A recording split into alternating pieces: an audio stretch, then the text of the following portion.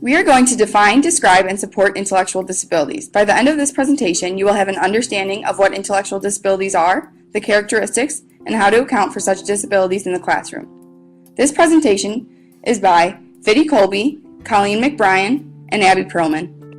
According to the American Association on Intellectual Disability, intellectual disabilities are defined as a disability that originates before the age of 18, characterized by significant limitations in both intellectual functioning and in adaptive behavior, which covers many everyday social and practical skills.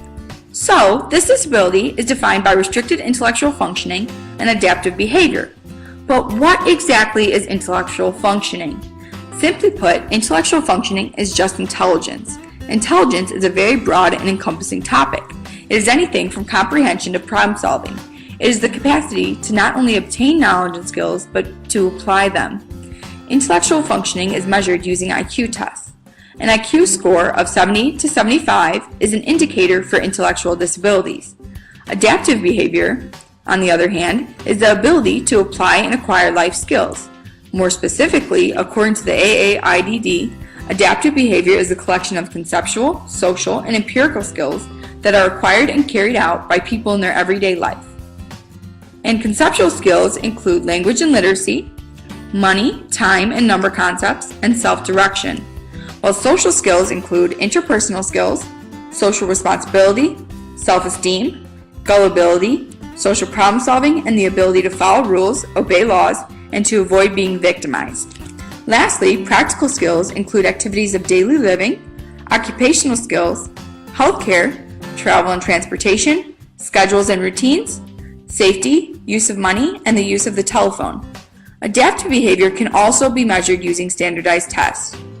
Lastly, as discussed in the definition, the age of onset is during the developmental period, which is defined as before the age of 18 by the United States. Characteristics of individuals with intellectual disability. Common learning and behaviors of a person with intellectual disabilities, or ID, can include attention deficits, difficulty with memory, weak academic performance, trouble generalizing knowledge, difficulties with language development, lack of motivation, and they may also exhibit poor social development.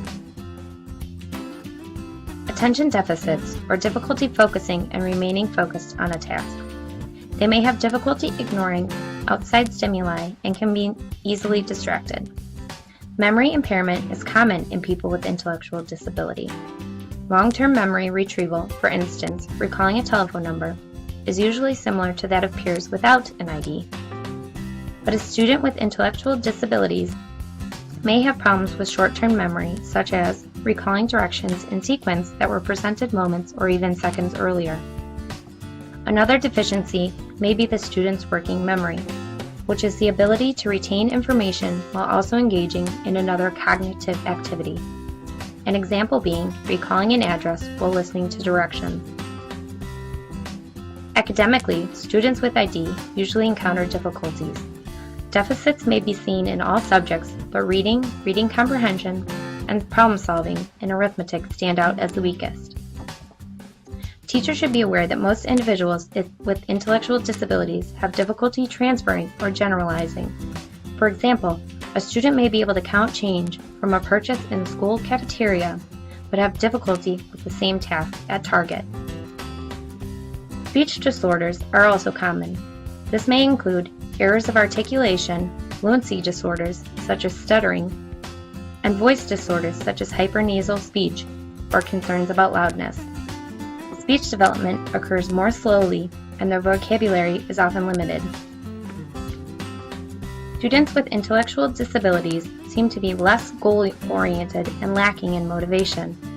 They are more likely to exhibit an external locus of control, which is a belief that the consequences or outcomes of a person's actions are the results of circumstances and situations beyond one's control, rather than one's own efforts. Repeated failures can result in learned helplessness, where the student believes that no matter how hard that they try, that the failure is inevitable. Learned helplessness can develop into a condition known as outer directedness, where the student's loss of confidence and trust in their own abilities causes them to rely on others for cues and guidance. Individuals with intellectual impairments Created using Powtoon.